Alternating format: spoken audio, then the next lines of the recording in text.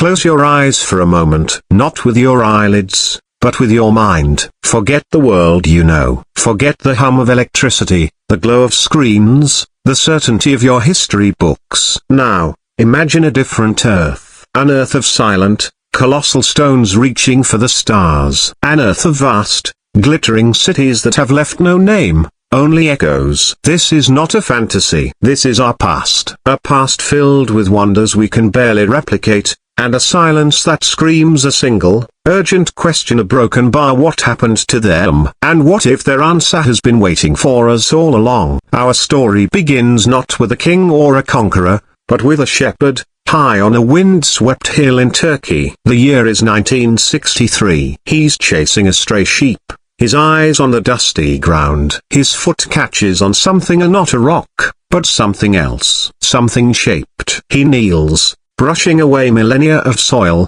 and his fingers trace the curve of a massive, perfectly carved stone pillar. He has just stumbled upon Pilkrobikli Teep, a temple complex, old. It predates Stonehenge by 6,000 years. It was built before the wheel, before writing, before pottery. By who, and for what purpose? The stones are alive with carvings, fearsome animals, intricate symbols, a menagerie of a world long lost. This was not a settlement. It was a cathedral, a place of gathering, of worship, of profound purpose. For centuries, our ancestors returned to this spot, to bury their magnificent temple intentionally, carefully, under a small mountain of earth. They didn't abandon it. They entombed it, as if to preserve a message they knew must survive, but were afraid to leave in the open air. Now, let your mind travel across the globe, to a remote, barren island in the vast Pacific, Rapa Nui, Easter Island. Here, another mystery stands, or rather, lies fallen. The Moai. Those enormous, stoic faces gazing inland with an expression not of wonder, but of profound sorrow. For generations, we were told a simple tale. A people so obsessed with building these statues that they cut down every last tree, doomed their island to ecological ruin, and collapsed. But that's not the whole story. It's the punchline, without the joke. The real story of Easter Island is a story of a paradise. When the first Polynesians arrived, it was a lush, subtropical forest, teeming with life. They built a complex, successful society, and they began to carve the Moai, not as idols of vanity, but as sacred connectors to their ancestors, representations of lineage and power. For a time, it worked. Their society thrived. But as the population grew, so did the competition between clans. The statue building became an arms race. A race for prestige, for spiritual one-upmanship. Can you hear it? The sound of the first tree falling. It's just one tree, then another. Wood is needed to roll the ever larger statues. Wood is needed for canoes, for fires, for homes. It's a slow, creeping erosion. A choice, made every day, between short-term glory and long-term survival. And glory always won. Until the day came when there were no more trees left to cut. The soil eroded. The birds vanished. The streams dried up. The canoes could no longer be built to fish the deep waters. The society that had built wonders of stone starved, trapped on the barren rock they had created. The very last thing they ever did was topple each other's statues. The final act of a people who, in their final moments, realized the gods they had been appealing to were not in the stony or broken bar but in the trees they had sacrificed.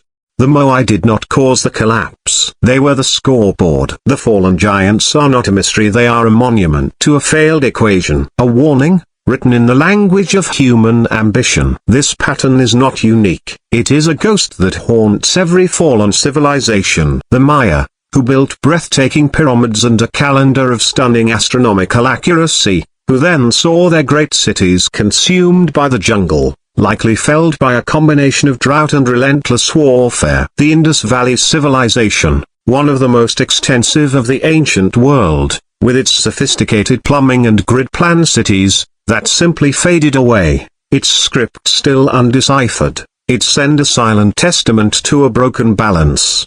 They all speak the same language, a language of stone and dust. So, What is the message? What is the warning from the lost past? It is not about aliens or cosmic catastrophes. The truth is far more terrifying, because it is entirely our own. The warning is this: no civilization, no matter how advanced, how spiritual, or how powerful, is immune to the consequences of its own choices when those choices are out of harmony with the world that sustains it. The people of Ga-Pilcrobically-Teep understood something profound about community, about a shared purpose that transcended the individual. They gathered, they built something magnificent together, and then, perhaps seeing a shadow on the horizon, they buried their greatest achievement. They knew that some knowledge is too dangerous for every age. The people of Easter Island are the stark, undeniable example of what happens when that shared purpose fractures into competition. When the symbolic of the statue, the display of power, becomes more valued than the practical of the forest, the food source, the future. They are two sides of the same coin. One a glimpse of a possible path of wisdom, the other a fossilized record of a path of folly. We stand today at our own Ga-Pilcrobically-Teep. We are building digital cathedrals, reaching for the stars, creating wonders that would make our ancestors gasp. But we are also on our own Easter Island. We are in an arms race for resources, for economic dominance,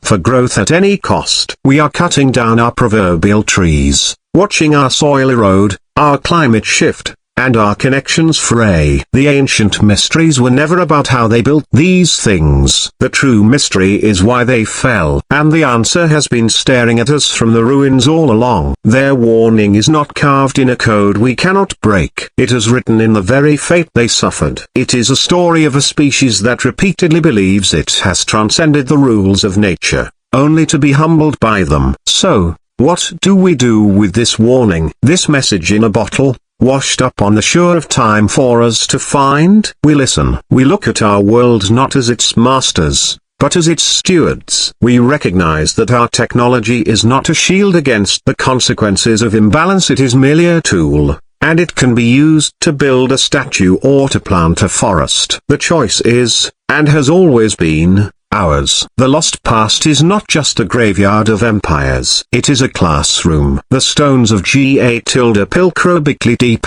the fallen Moai, the silent pyramids, a broken bar. They are not ruins. They are alarm bells that have been ringing for thousands of years. The greatest ancient mystery of all is not what happened to them. The greatest mystery is whether we, the latest civilization in this long, tragic chain, will be the first to finally hear the ringing a broken bar and choose to answer it, before the only thing we leave for the future is another mystery, and another silent, terrible warning.